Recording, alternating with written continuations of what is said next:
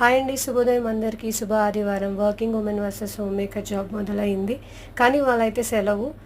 దోసకాయ పచ్చడి చేసి పెడితే వారంలో ఏదో ఒక పూట వేసుకొని తినొచ్చు కదా అని చేస్తున్నాను. నిజంగా అండి, మనుషులు ఎలా ఉన్నారంటే ప్రపంచం గురించి మాట్లాడుతుంటే కూడా నేనే అది అనుకుంటే ఏం చేస్తాను చెప్పండి.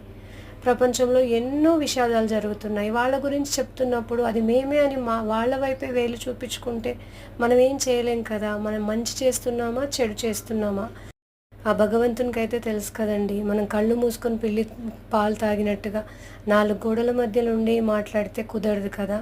నేను ఎవరు ఏదన్నా కూడా వాళ్ళకే వదిలేస్తాను. నేను చుట్టూ చూసేవే నేను చెప్తున్నాను. నాకు తెలిసిన ఒక అమ్మాయికి జరిగిన ఒక సంఘటన చెప్తున్నా. ఇవాల్టి నుండి కొంచెం కొంచెంగా మీకు చెప్పడానికి ప్రయత్నిస్తాను. ఆ అమ్మాయి అందరిలాగే వాళ్ళ తల్లిదండ్రులు బాగుంటుంది కదా అని చెప్పి ఆ అమ్మాయికైతే పెళ్లి చేశారు. కానీ ఆ అమ్మాయి తలరాతో మరేంటో తెలియదు, కానీ ఎన్నో కష్టాలు పడ్డది, ఎన్నో బాధలు పడ్డది. ఏ రోజు కూడా వాళ్ళ అన్న తమ్ముళ్ళకి కానీ, అక్క చెల్లెళ్ళకి కానీ, అమ్మా నాన్నలకు కూడా చెప్పుకోలేదు ఆ అమ్మాయి.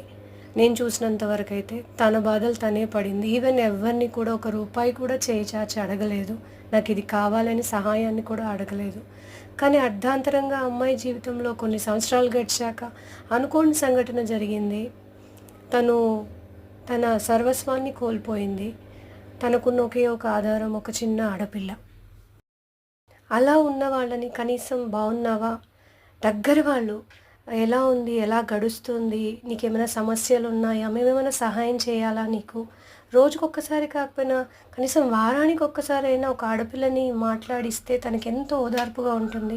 తన స్నేహితులు తనకి అడుగుతున్నారు ఎలా గడుస్తుంది ఏంటి అని, కానీ బలగం మాత్రం ఏమాత్రం అలాగే అలా ఉండిపోయింది నేను చూస్తున్నంత వరకు. ప్లీజ్, ఆడపిల్లకి సహాయం చేయకపోతే చేయకండి, కనీసం నిందలు